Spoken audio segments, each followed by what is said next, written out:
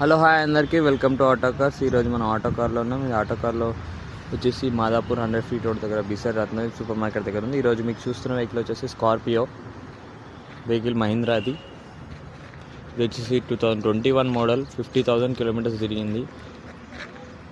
Diesel vehicle. ఇది వచ్చేసి price వచ్చేసి 1590 చెప్తున్నారు, 15,90,000 చెప్తున్నారు.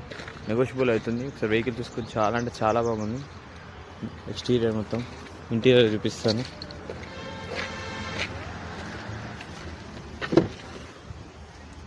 పవర్ విండోస్, డాష్ బోర్డ్ చూసుకోండి. Interior seats